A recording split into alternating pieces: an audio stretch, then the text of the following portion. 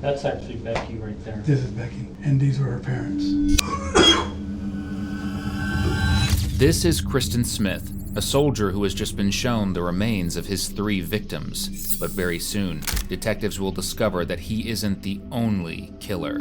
Am I a suspect? Would you consider me a suspect in the murder? Yes. And no matter how much this killer duo conspires, I told him nothing. Talk about this later. they will realize that their plan to hide an evil murder plot has gone up in flames. If you had anything to do with what happened to her, you need to tell me right now. Okay. Well, I didn't. There are still 2 people in the circle that we have not been able to remove. You're one of them, and so is Robert Papes. On September 17th, 2006, residents in the remote town of Pinyon Pines, California were alarmed to see smoke billowing from the home of the Friedleys. What they believed to be an electrical fire or the beginning of a wildfire unfolded into something much, much more sinister. When police and firefighters arrived on the scene, they found that there was no one to rescue inside the home, because laying on the floor of the living room, 53-year-old Vicky Friedley and her partner, 55-year-old John Hayward, were discovered with bullet wounds. Vicky had been shot in the head, and John, who was a former police officer, had been shot in the chest. Then the home had been doused in an accelerant and set ablaze. In the backyard, things proved to be even more disturbing. A wheelbarrow was engulfed in a ball of fire. Inside, police discovered the charred remains of 18-year-old Rebecca Becky Friedley. Becky was just embarking on her journey into a bright adulthood, and in an instant, it was snatched away from her. Police had arson and a triple homicide on their hands. Fortunately, it didn't take long before the road to justice led them to 2 suspects, Rebecca's ex-boyfriend Robert Pape and his friend Cristin Smith.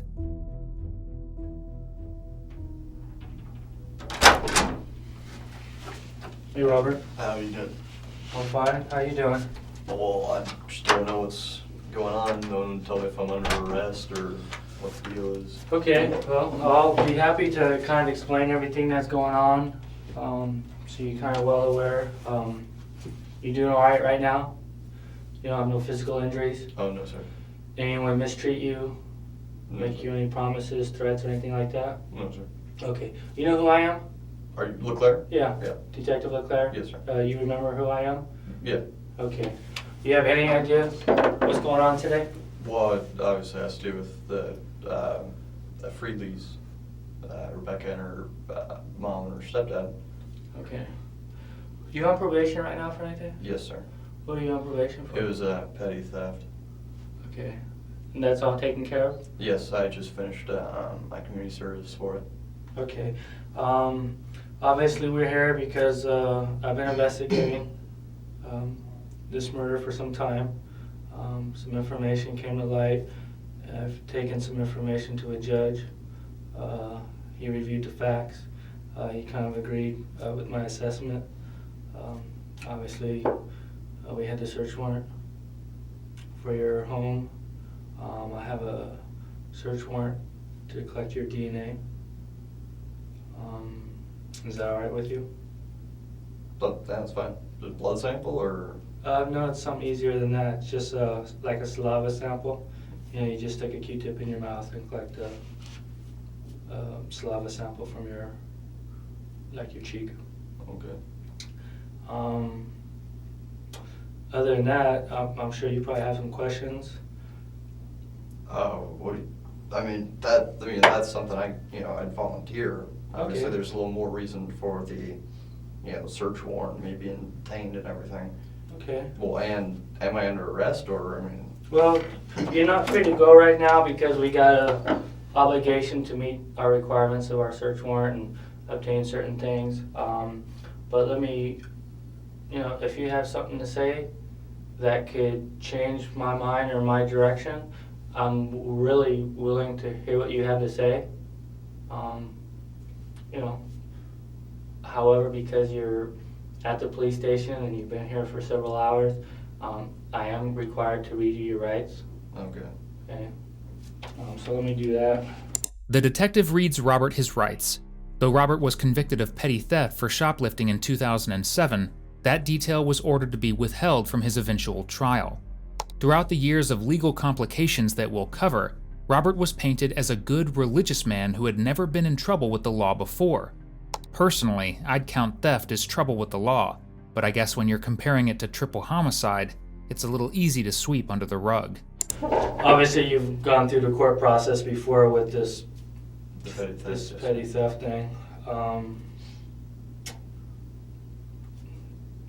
What do you think about all this? I mean, I just don't know what would lead you to believe that, I'm responsible for it. I understand that, speaking with me and everything, just the fact that, I was close with her and things like that. I understand that. I just don't, I don't understand what, validates, the search warrant and things like that. I don't understand. Okay, well, I'd be happy to kind of explain some of those things. No one said if I'm under arrest or if I'm not, or what. Well, we're talking about Becky Friedley, Okay. okay, and her murder. Yes, sir. Okay, so that's some of the things we're discussing. How do you feel today about talking to me about that? In what way? Do I about that case in general, or actually talking to you? No, how do you feel about, does it make you sad, make you happy? She was a friend of yours. Well, yeah, we dated for over a year, about a year and 2 or 3 months and stuff, and yeah, we were really close. And when it first happened, it was, it was, hit kind of close, but it, it's just, over time, just like I had a uncle die about a year ago or something, and then, that was bad too, but just a little bit of time. But I guess the worst part now is just not knowing, what happened. Okay. If you had anything to do with what happened to her, you need to tell me right now. Okay. Well, I didn't. Okay. Do you know for sure who did? No. Do you have any idea who did? I've not the slightest idea. The only thing that, I'd spoken with her family, they talked about how her mom and her stepdad were in some kind of serious debt, and they brought up the idea of something about a loan shark or something, but I'm not saying that's something I seriously believe or anything. I don't know. Is there anyone you can eliminate from this investigation? Well, Cristin, I suppose he was the only one who was with me during that time. Okay. I don't know anyone who would or who wouldn't. There wasn't. I haven't found anyone to have any motive to. I wouldn't understand why. Well, tell me why you didn't do it. Why I didn't? Well, aside from the fact that there's no gain for me. I was already broken up with her. It wouldn't benefit me at all. But other than that, I wouldn't kill anyone anyway.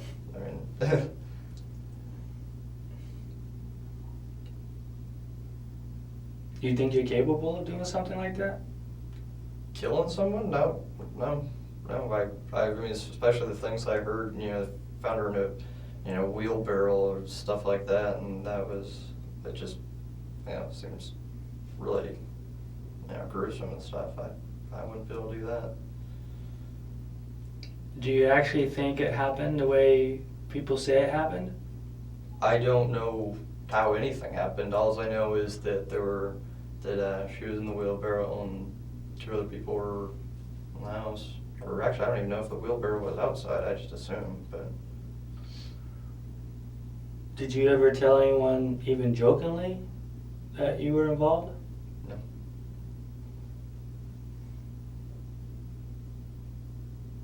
Are you willing to take a polygraph to verify your truthfulness? Well, I just don't. I just like to know why it is so. Why I'm such a suspect. I'd say, if we're getting into all that, I suppose that I'd want some sort of legal advice, some sort of advisor or something. The main contributing factor that landed both Cristin, whose interview was not video recorded, and Robert in the interrogation room are witness statements. Specifically, several witnesses who reported that Robert, Cristin, and Becky all had plans to get together and go for a hike the night of her brutal murder. Then there's the damning evidence scattered across the scorched crime scene, but that won't come along for several more years. What if someone had told me that they saw you driving on Highway 74 that day? I'd say they were mistaken. Okay. Do you remember that day? The only reason I remember as much as I do is just because I had said it so many times, before, and it, I mean, I know what I was, things I did. I don't remember times at all, really. Okay. So with that in mind, you think you could kind of give me a recollection of that particular day? I worked that day, and I suppose I drove home. I think so. I think I had my car at that time, and before that, I had just gotten rides with Cristin. But I suppose I drove home, and I was supposed to hang out with Cristin that day, but I hadn't gone to church because I'd worked the morning mass. The church we go to is at 10:30, and we missed that, and they don't have an evening mass. So I was going to try to go out to a mass at Sacred Heart, and as we were driving out that direction, I gave them a call and found out we'd missed it. So we went back over to Cristin's, and they were playing games at some point, and then went paintballing. I don't believe we stopped anywhere. I think we were just driving, and then we ended up turning around and just going to his house. Okay. So tell me specifically what happened when you got to his house. Oh, crap. I really don't remember that day very much at all anymore. I probably should have written it down or something, but I think we just got to his house, and we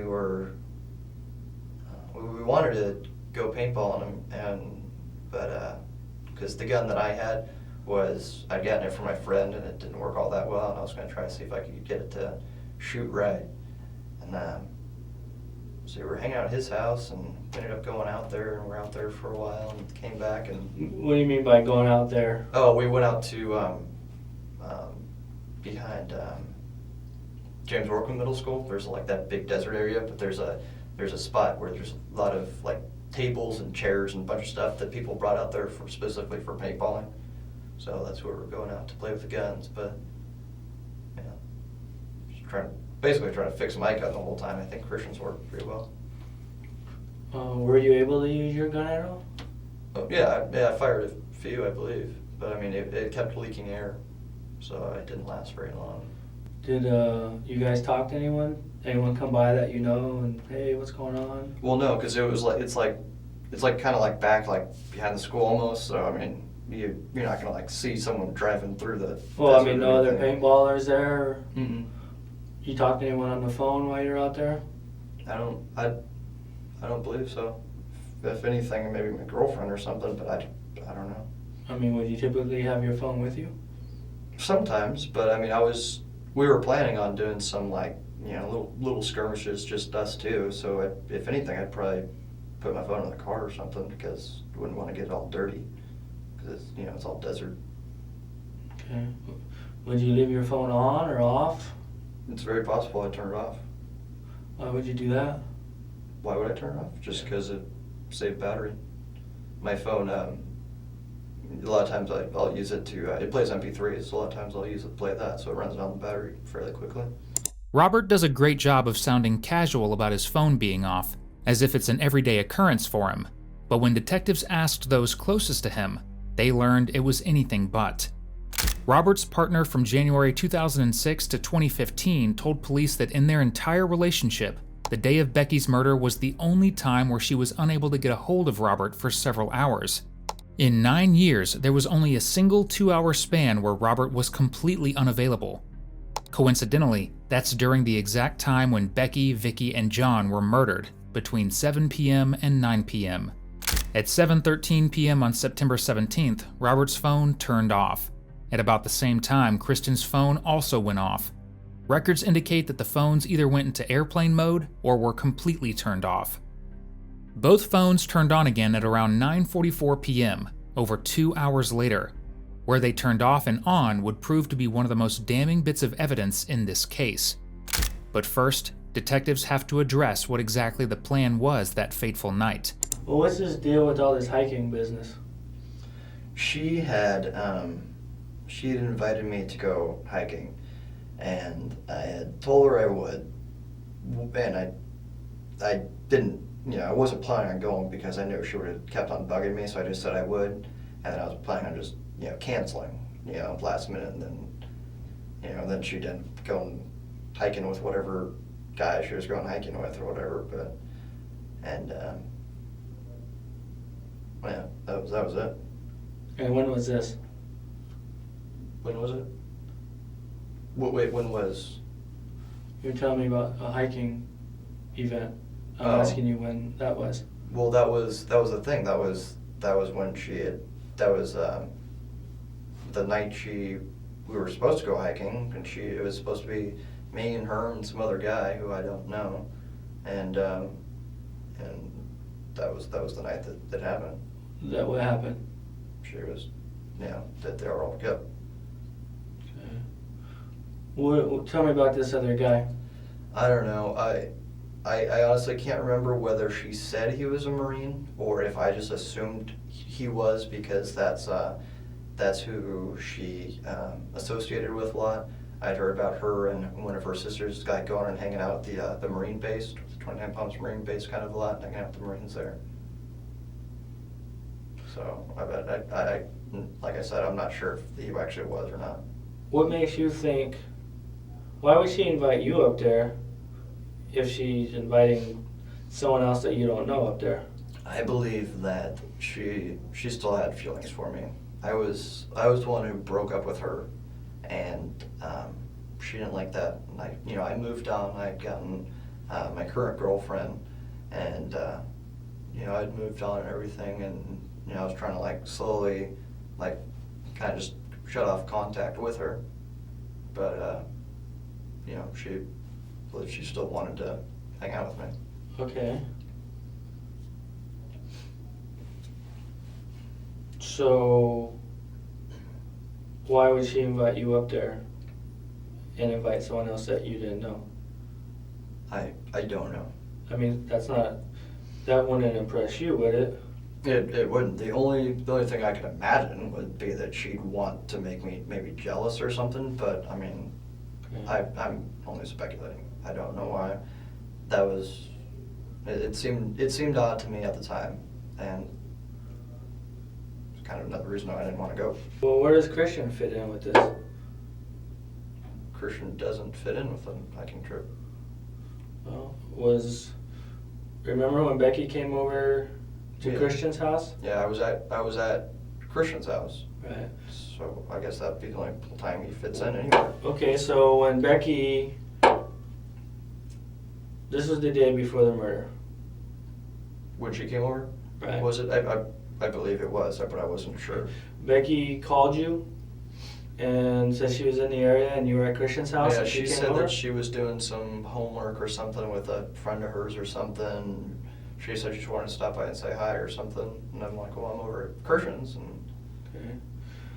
So when she got to Cristin's house and talked to you, was Cristin present? I think Cristin walked out, and I think he just said hi, and I think he walked out one more time to say bye or something, but I'm not sure if he was... If he was there, I don't think he was standing there the whole time. I can't remember. Was he involved in the hiking conversation? No, there was... Were you going to go up to Becky's house with Cristin? No, I wasn't. Were you going to go up to Becky's at all? Well, I wasn't going to. It was never your intent to go up It was there? never my intent to actually go hiking. Okay. Did you lead Becky to believe that you and Cristin were going to go up there together? No. I don't believe so. I believe I just said I was just going to go. Yeah. So why would other people believe that you and Cristin were the ones going up there? I'm not sure. I mean, I guess suppose it's possible that maybe he was included since he was there, but I, as far as my recollection, I thought it was just me. Javier Garcia, Becky's best friend, told police that the night of the murder she called him and told him that Cristin and Robert were both on the way to her house. In addition, Cristin's own father mentioned in an initial interrogation that the boys planned to visit with Becky that night. Two separate people indicated that both of them had plans, not just Robert, to make the 40-minute drive to Pinyon Pines. Earlier you mentioned something about a wheelbarrow. Yes. What was the deal with that? Well, Javier told me, he called me and told me that there was a body in a wheelbarrow, and he later told me that it was her body. Okay. Have you ever seen a wheelbarrow at her house? I don't know, there's all sorts of tools. They had a little tractor and things like that. I imagine there would be a wheelbarrow. But I don't believe I've personally seen it. Okay. So if you haven't personally seen it, then it's fair to say you've never touched it? I wouldn't imagine, but I've played around in their garage before, just because he had a lot of power tools. I know if I've played with the different tools. Some are power tools, some are gasoline. Right, but there's a difference between tools and a wheelbarrow. Yeah. You know what a wheelbarrow is, right? I know what it is, but like with the phone thing, I just assumed. I'm not gonna say I never touched it, because it's possible that I've touched it before. How could it be possible if you never recall seeing one? Well, I mean, things can be somewhere and you don't remember it being there. Well, surely you remember a wheelbarrow. Well, I mean, I don't know what their garage looked like after the fire. It could look like, in the pictures I saw like online, it looked like that side wasn't the garage side wasn't as burnt as bad. So I don't know if the garage is okay. But if you've seen it, there's a lot of stuff in the garage. So it's kind of like my grandma's garage down here. There's a lot of things in there, and I'm sure I've touched a lot of them and couldn't recall it being there. You know what DNA is? Yes, sir. Okay. And I'm talking about not DNA from years ago. I'm talking about DNA and fingerprints that are left at a crime scene. Okay. You know, that's stuff that you say, hey, this is stuff that's left now, not from 6 months ago or 12 months ago and all that stuff. Mm-hmm. Okay. All right. So she died on a particular date. Okay. We processed the crime scene for evidence. Okay. And certain evidence was collected. Okay. And that evidence tells us certain stuff, and it even gives us time frames. Okay.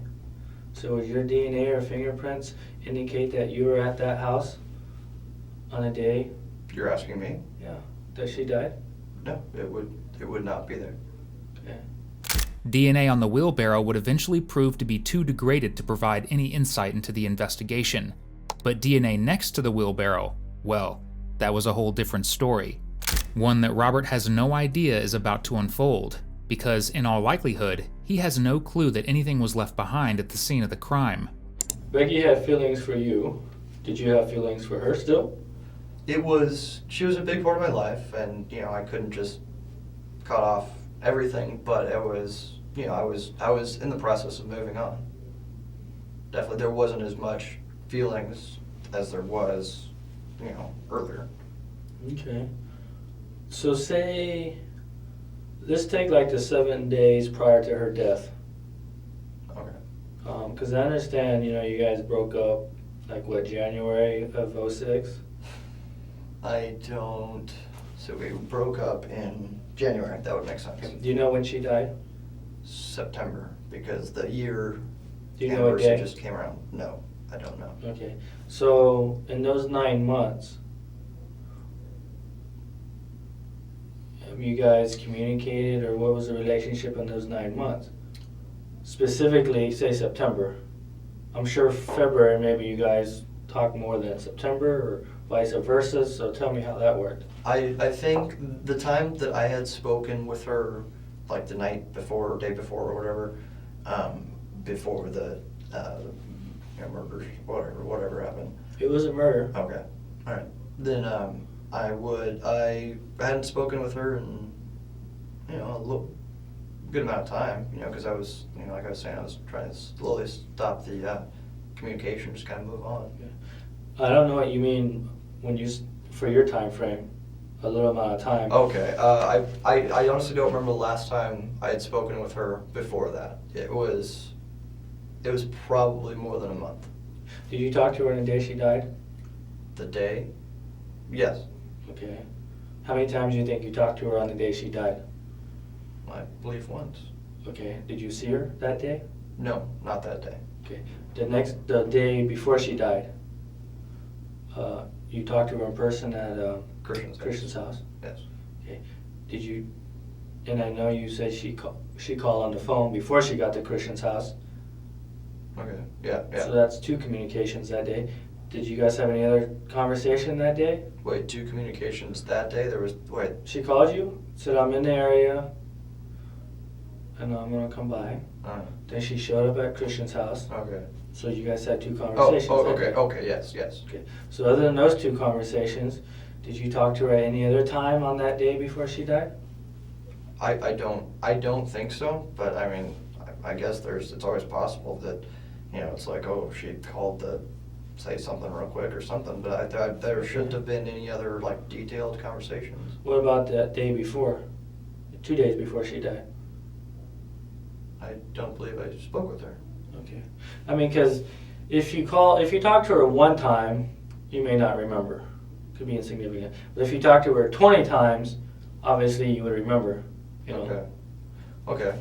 So that's what I'm getting at. I don't believe I did. I don't remember. It was, some time ago. Okay. It's not going to serve us much purpose if we talk about things and we just get a whole bunch of I don't remembers. Okay, Obviously, well, that's why. But then again, I don't want to say something that's clearly wrong, so. Sure. I mean, I don't want you to do that either. I was trying to be, like, honest about the phone thing. I assumed he did, it just would be weird to me that he didn't have a phone, but I guess he didn't then. Becky's friends and phone records contradict what Robert has said. Just 3 days prior to Rebecca's death, she and Robert had a 10-minute phone conversation that was initiated by him. And though he continues to paint Becky as the one who was chasing him, testimony from her surviving friends say otherwise. 2 close friends of Becky told the jury that Robert had an obsessive need to be in control of her. Shortly after their breakup, one friend recalled that Becky received 30 to 40 calls a night from Robert while the 2 were on vacation together. What time were you supposed to go hiking? We didn't have, I remember speaking with her, she just said after work, and I said, after work, we gotta get, take a shower and stuff like that, so it's obviously gonna be sometime after that, but I don't remember if we set a specific time. After your work or her work? My work. I don't think she worked that day. Okay, so you got off work at 6 o'clock or 5 o'clock, right? Yeah, that would make sense. Okay. So what time would you call her in order to cancel? I mean, she would expect you at some point. Yeah. Daytime, nighttime? If anything, it'd probably be a little bit later, because I think I was trying to kind of just save it for the last minute, just kind of like, oh, this something just came up real quick or something. So I believe, if anything, I would have saved it till a little bit later. Okay. So what time do you think? Well, we were late for church and stuff, so about 5 or 6. It'd actually have to be, after 6 or something. I guess it'd be between 6 and 8 or something. Okay. But I thought 8 seems too late anyway, so I'd imagine it was before that. Okay, well, the only thing before 8 and after 6 would be 7. Okay, I guess that seems like a fair number that I would guesstimate. So it'd be fair to say that you would have called Becky around 7 to counsel because you would anticipate she would have been home at that time? I'd imagine, yeah. I'd say that would seem fair. Okay. So would there be a telephone record of you calling her cell phone at 7 o'clock? There should be. Obviously you've got the records. If the first time that you talked to Detective Michaels, do you remember talking to him in this room? Yes. And he was asking you about, all this stuff about Becky? Mm-hmm. And you mentioned that you were going to go hiking with him, or go hiking with Becky? Yeah, I was supposed to, yes. Okay. But you didn't tell him that you canceled. I thought I did. But you didn't. I didn't tell him that I did cancel. What did I say? That I never spoke with her, or? No, you just didn't. You just blew her off, basically. You didn't intend to go. Well, because I believe I remember talking about her calling, I believe she called Cristin's cell phone after that because she knew I blew her off. Somehow, I believe. Why would she call Cristin's cell phone? Because if she was trying to get a hold of me, Cristin would be the only other person to get to, because I'm usually... Why would she try to get a hold of you?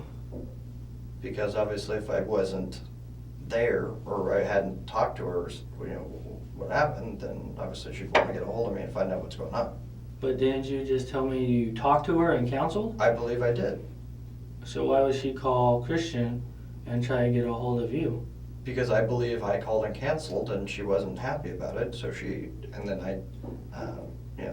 called Cristin to get a hold of me because I believe if I had stopped talking to her, maybe she called me and I didn't pick up or something. Okay. Alright, you want a drink of water? My mouth is a little bit dry, but I was just... We're almost done. Okay.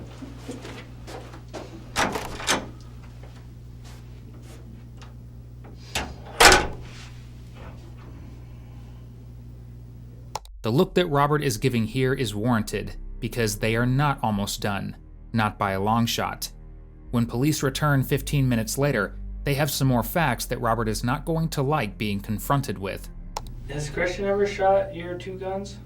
Your shotgun and your He's never shot the shotgun. He has shot the Mosinagan. Have you shot his weapons? I shot the shotgun one time. When was it last time? It was when he first got it, and that was a good deal of time ago. I guess you'd have to. I couldn't even say when it was.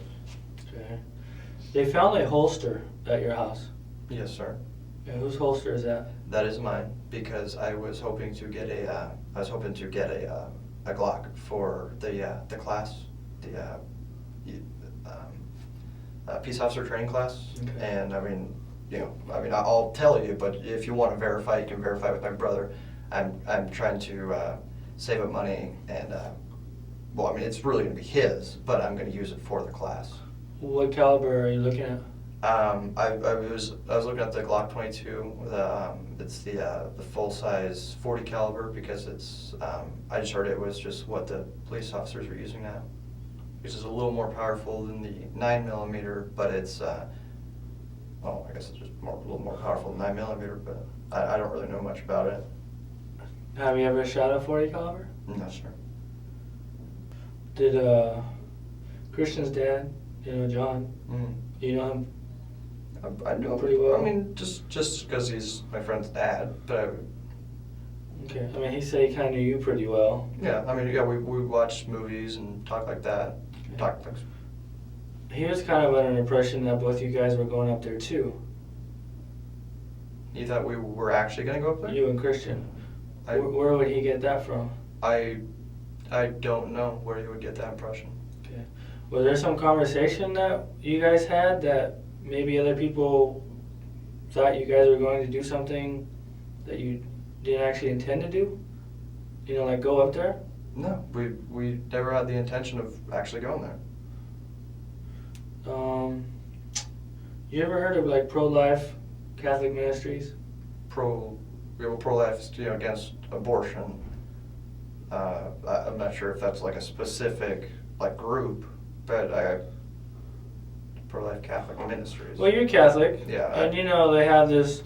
People boycott abortion and stuff like that.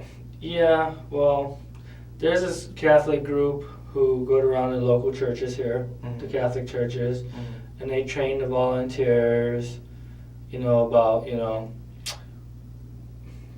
pro-life, teenage pregnancies, things like that, maybe even assist with, troubled teens or things like that. Okay. I mean, you have that at your church? There's people who are involved in it. My mom is involved in a program. It's called Magnificat. I don't know what all that consists of, but Some of this organization, it's probably the main, diocese in the San Bernardino. Their groups probably come around, they pass out the business cards, they go to your church, Sacred Heart, You ever seen any of these business cards? A business card? I mean, I don't know. Well, they say pro-life ministries on them. I don't recall, but I mean, I would imagine, maybe I've seen it, but I just don't recall seeing it, but I mean, just a business card, I don't know. well, it's just not a business card. You're 19 years old, Yeah. okay? You go to college. You tell me that you've explored a career in law enforcement. You've taken this class. I'm taking it now, yes, sir. Okay, so these aren't just general questions. These are things that maybe you know the answer to or you don't. Okay. So if there was a business card with your fingerprint on it that said Pro-Life Ministries, would there be a reasonable explanation for it? It would make sense because my mom is involved in pro-life, things like that. So I wouldn't. It would make sense that your mom's fingerprint's on it, but I'm asking you about your fingerprint. I've helped out with the different things. I've gone and do little protest things, like go stand in front of the abortion clinics and things like that. I've passed out flyers and stuff. I mean, if a business card was part of that, then I'm not ruling out that I wouldn't have touched it. It would make sense if my fingerprint would be on something like that. Okay. Was Becky involved in that? Pro-life? I don't believe so. I mean, would you have conversation with her about it? I know we've spoken about it. I don't think she's ever done anything that involved stuff like that. I don't remember. So would you give her a business card? Maybe I would. I mean, I've got things like that that Robert, you telling me that you're kind of involved in it? Yeah, I mean, I wouldn't actively. But Becky's not. You would remember if you gave Becky a business card related to this pro-life abortion stuff, okay? I don't know why I necessarily. Recently? Okay. I don't know why I would have given her a card like that. I really don't know why I would have. Well, I'm asking you, would you have or would you not have? I'm not saying it's something I'd never do. I mean... Well, certainly you would remember if you did. Well, I don't know why I would necessarily remember something like that. Why is that such, it's not like a significant event. It's just... Well, Becky's death, okay? Becky's murder is pretty significant. But I don't know how that makes a business card a significant Well, thing. a business card about, pro-life and things like that, you're involved in it, she's not. Okay. You would remember Why would if you give it to her. Why would I remember that specifically? I mean, it's a business card. You so it has remembered a something- lot of things that weren't significant about all this. Like what? All sorts of things. We've talked about things for all sorts of things that you remember, calls and conversations and places. They had no significance, but you seem to remember that. This simple business card is one of the most pivotal pieces of evidence in the entire case. It was found mere feet from where Becky was killed behind her home. Police immediately discovered partial fingerprints on it, but fingerprint and DNA analysis had some evolution to go through before they could confidently match it to a suspect. In 2014, technology finally caught up. Cristin's fingerprints were identified on the business card. In all of Cristin's interviews, he repeatedly told law enforcement that he had never been to Becky's home. So how did his fingerprints get on a business card 40 minutes away, high in the mountains, at the scene of a violent crime? Am I a suspect? Would you consider me a suspect in the murder? Yes. Why was it that Christian's dad was told that, We're not We talking about were- Christian. I We're not didn't- talking I didn't about say- Christian's dad. I didn't say We're talking Christian. about Robert Papp.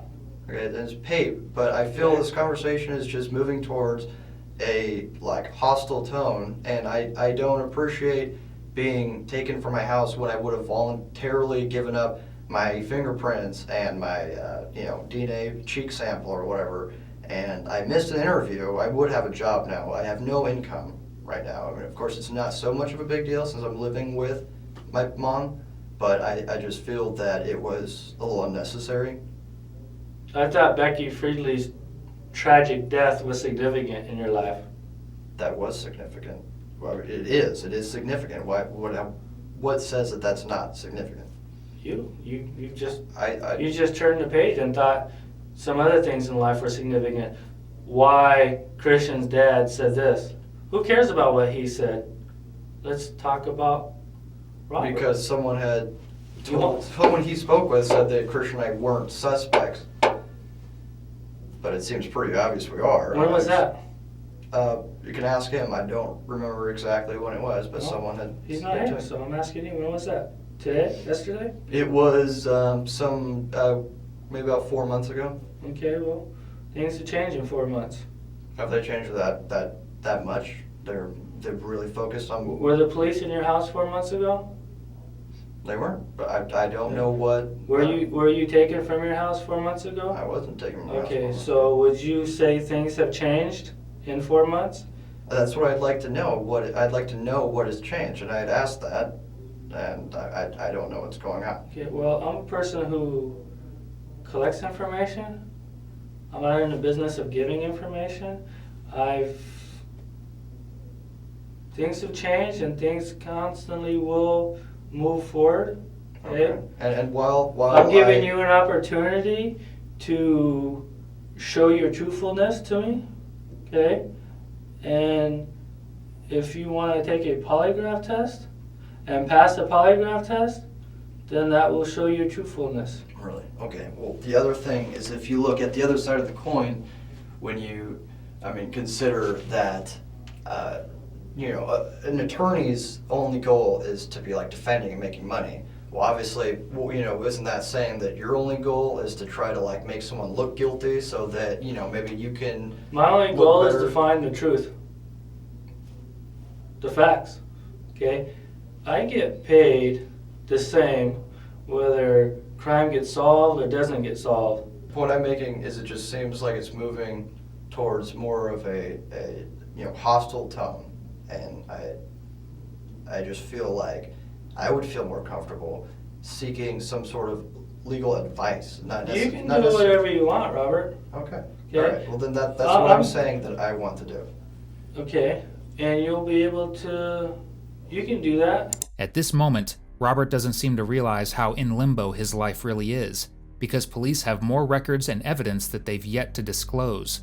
So your service is with Verizon. Yes, sir. Okay. And every time you make a cell phone call, it is Documented. Okay. And you know what a cell tower is? Yes, I know what a tower is. Yeah. Okay. A tower gives you a location where you're at. Okay. Okay. So based on the triangulations of the cell towers and your phone call history, I can tell you where you were at when you made certain phone calls.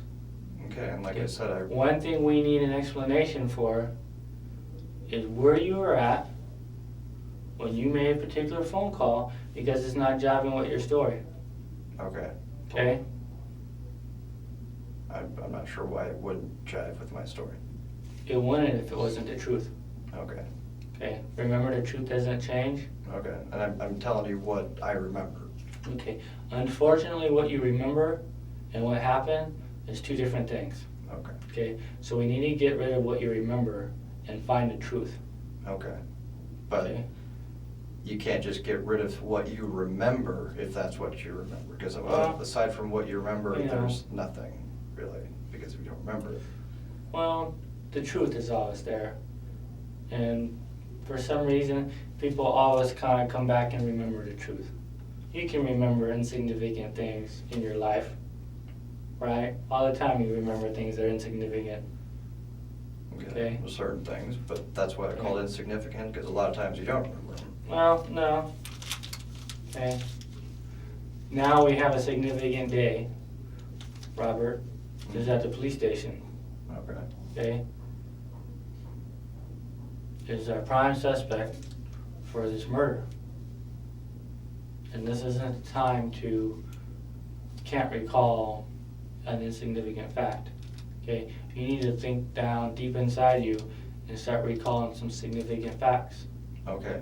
Okay. And I I need told an you- explanation on some of these places you were at.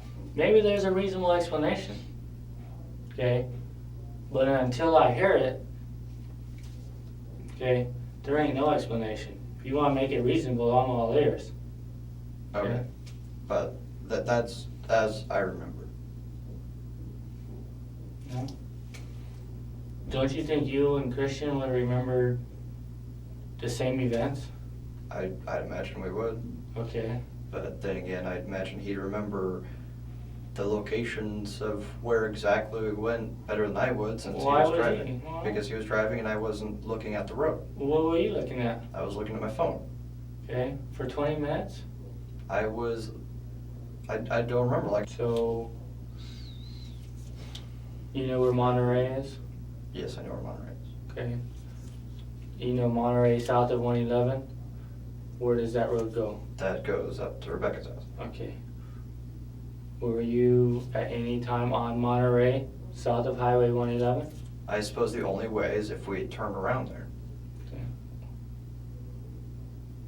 Well, why would you turn around there? You have no idea where you turned around. I do, that's what I'm saying. I'm saying it's possible that we turn around there. I didn't say that we did. So with that in mind, you really have no idea how far you got. I don't know, like I had said. Okay. But the cell phone towers know. Okay. Okay. So with that in mind, your story needs to fit the cell phone records. Okay. Okay. So, let's say I turned around there. I'm not gonna, just because that's what the records say doesn't mean that I'm gonna say that I remember it. Of course. Okay, but what if I turned around there? Where say we're driving down Well, 111. turning around there doesn't answer the question anyways. I don't know, maybe we were in the right lane and he, couldn't get into the left lane quickly enough. That so it still takes a doesn't rest. answer the question because I just said that. That's not the facts. What do you mean, because you just said that? I just giving you an example. I'm giving you an example that that's If you possible. turn around at 111 in Monterey, it still doesn't jive with the cell phone records. Okay, like I was Because the cell saying. phone records aren't at 111 in Monterey, they're somewhere else. Okay, I don't know where they are, but I'm telling you what I remember. The only way to unlink yourself Hmm. is to show me that you're not involved. Okay, I don't know how to show you that I Okay, wasn't. I'll tell you. Okay? You contact me when you want to take a polygraph test, and you pass the polygraph, and then that will show me.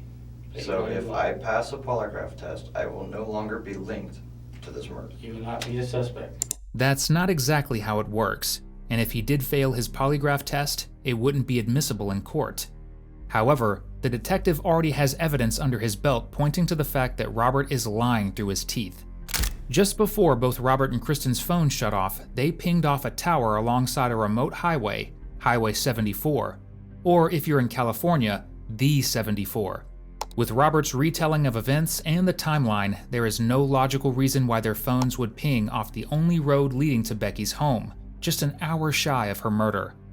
But police have a good idea where Cristin and Robert were heading, and they're eager to get more admissible evidence to prove it. Yeah, I gotta take your picture, so you can stand right here.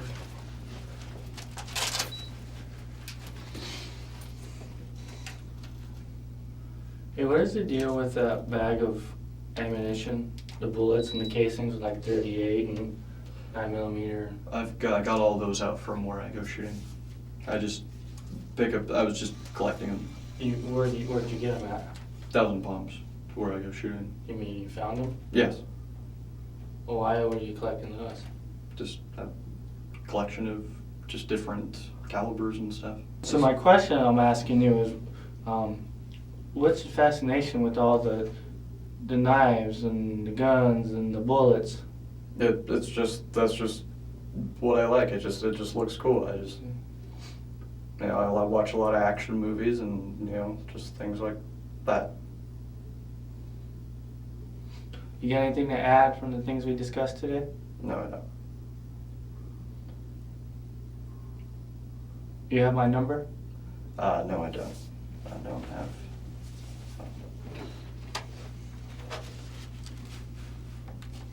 Okay, you talk this over with some of your people, okay? And you get back with me, okay? What I said makes sense to you? Yes. You want to do whatever's in your power to solve Becky's murder, exclude yourself from this whole situation. Well, you know what you can do. Right. And then again, maybe you just need to be truthful and let things lie where they may. Because this will never go away. Okay? And 4 months ago we were nowhere. And now 4 months ago, or 4 months now, look where we're at. You're here and the police are in your house and things ain't looking so good. Where are we going to be in 4 weeks from now? Somewhere else? Have a seat so I can arrange some transportation. Was my mom not here? Well, someone had said that she was calling, then they said that she was actually here. I don't know, I've heard. I have to find out. Let me find out from some people. And my knife too. You what? My knife too, if that's All right. there. Instead of his mother, he gets a surprise visit from someone else entirely, his alleged partner in crime, Cristin. At this time, the two haven't spoken to each other in several weeks, because according to Robert, Cristin disapproved of his new girlfriend and vice versa. What's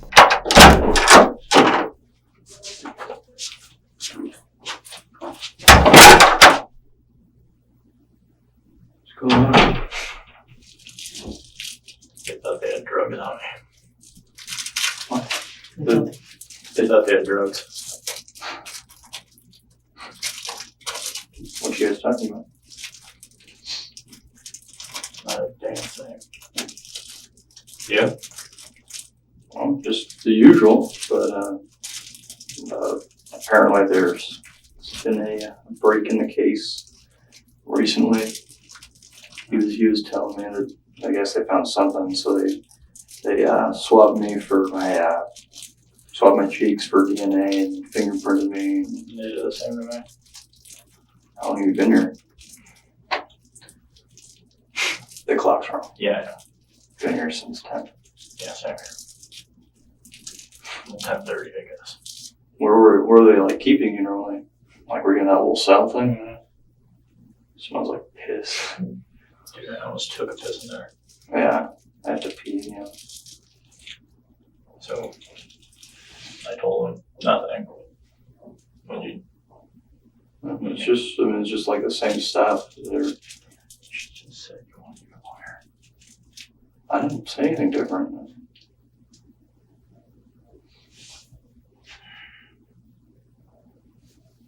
Been here for way too long. Yeah, I'm hungry. Have you spoken with anyone? Like, where were you? Your house? Yeah.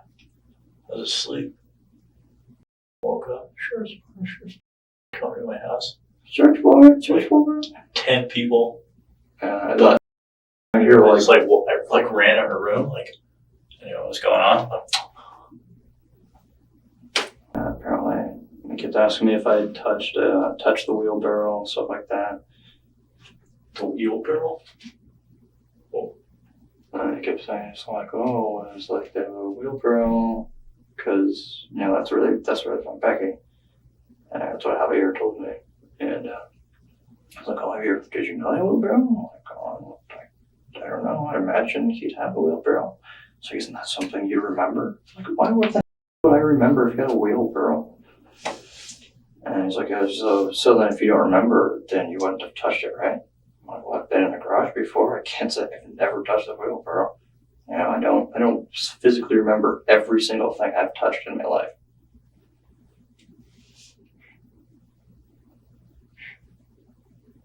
Talk about this later.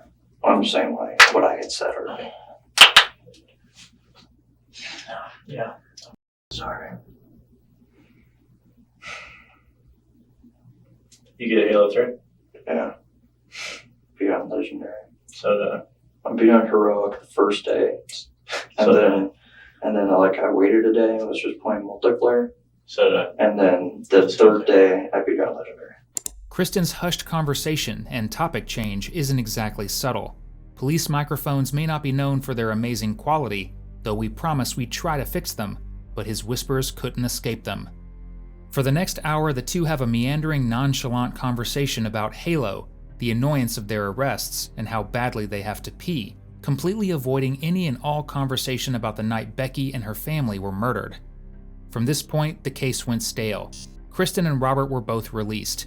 Robert got married and had a child, and Cristin joined the military and moved states away. From the moment you've just seen on, the boys didn't speak to one another. Until the night before the interrogation you're about to see, which took place in 2012. Obviously, we've never met. We're not the original people that you talked to back in 2006 when all this stuff occurred. We've kind of picked that up again, all right? So those people are not a part of our unit anymore. They've gone on their way elsewhere into the department. But we have picked it up just as a fresh look at things, all right? The new group of bright-eyed, bushy-tailed detectives read Cristin his rights, but will he prove to be as hard to crack as he was 6 years ago? This is never going to go away, and we could be here talking to you again, next week, next year, or somebody else takes our place. I've got retirement coming up pretty soon, and there's going to be somebody else that's going to roll in and take my position, okay? Re-looking at it, and it's not going to go away until it's dealt with, bottom line, all right? And I'll tell you, and correct me if I'm wrong, but my theory is that whatever happened up there, I think you had a much lesser role in that, okay? And I firmly believe that. But I can't sit here and tell you, hey, I know what happened up there. I know everything, because that would be, you'd be calling bullshit on me, all right? And you'd be right, because I don't know. I wasn't there, all right? I only know what I know based on the evidence, the massive amount of people that I'm going to talk to, the interviews and stuff like that. So, and it leads us to, basically one conclusion, all right? And that's, a big thing that I've learned long ago is that two things, you have, when we do what we do, we have the evidence and we have the truth, okay? And what happens is if somebody lies to us, we expect that. But if somebody lies to us and tells us a story, we can compare it to the evidence and say, no, that doesn't mix. That's not right. It's not consistent. That's bullshit, okay? But when people tell us the truth, and we can take that and we put that to the evidence and oh, you know what, that makes a lot of sense. That is explainable. What do you think? I know there's a lot for you to. Yeah, just let me gather my thoughts. Yeah, it's a lot for you to take in. Well, you guys are. With respect to you guys, guys are obviously implying that I was involved in it in some way. And that being said, and it being 6 years ago, I don't remember those dates or exactly what happened. So not to implicate myself in anything wrong, or I don't want to say word twist or anything like that, because I don't believe that you guys are here to do that to me. Not at all. No.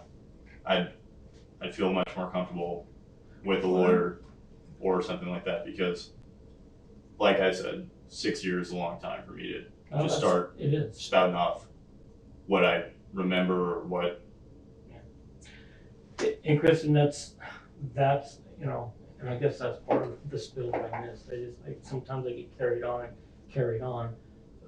Again, the last thing either one of us want anybody to do, anybody, okay, whether they're guilty, not guilty, or anything, witnesses, victims, anything. The last thing I don't want anyone to do is to do that, to screw something up one way or another. As the kids say, that's cap. The investigators leave the room to contact transportation for Cristin, and for the next hour, Cristin anxiously paces until they return with a parting gift. A gift that, unfortunately for Cristin, leaves his stomach wanting to part with his lunch. One of the things we want to, in my end, it's going to be maybe hard for you, maybe not, but I want to show you The impact of the impact, of what happened to Becky. Okay, 6 years ago, that's what she looked like, and this is the house that she lived in, and her mom and her boyfriend.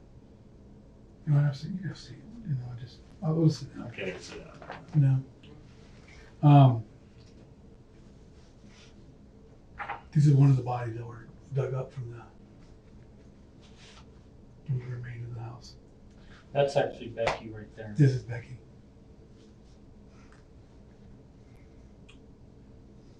And this is Becky as well. It's hard. I mean, I know it is.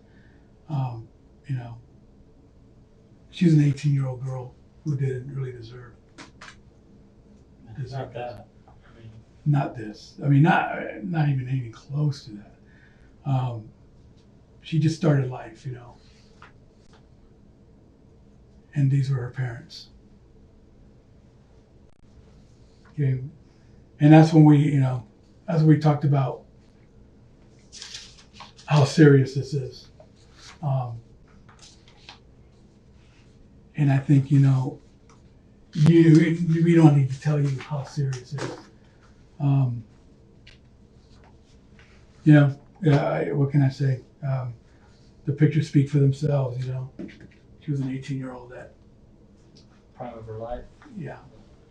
That's what we're trying to put an end to. Yeah. Close this out.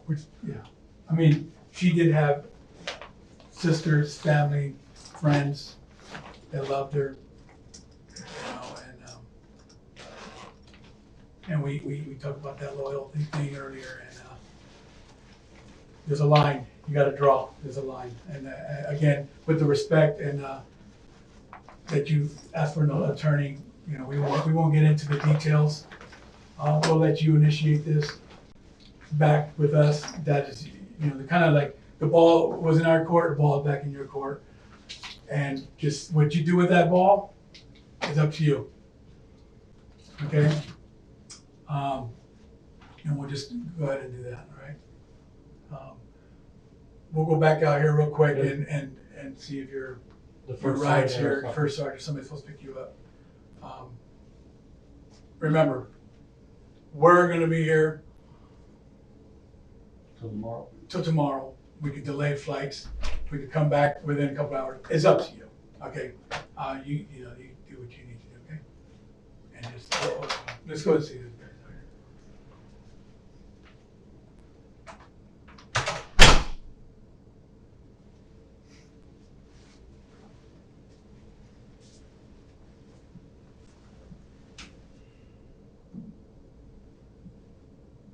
The photos have clearly had an effect on Cristin.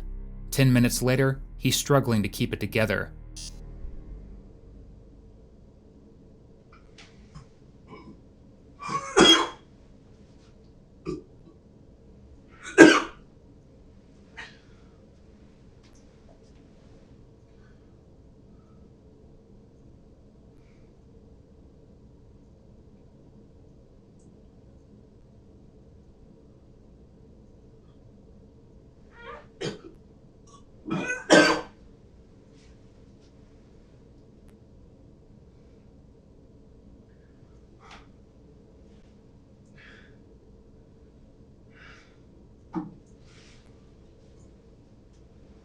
In the end, both Robert and Cristin were sentenced to life in prison for the triple homicide of Rebecca Friedley, Vicky Friedley, and John Hayward in 2018. It was an investigation that took over 10 years and has honestly left many questioning whether the two should have been found guilty or not. The jury made their decision, and we can't answer the question of what happened that night. We can, however, leave you with this single moment from Cristin's 2012 interrogation. Feel free to let us know what you think he says.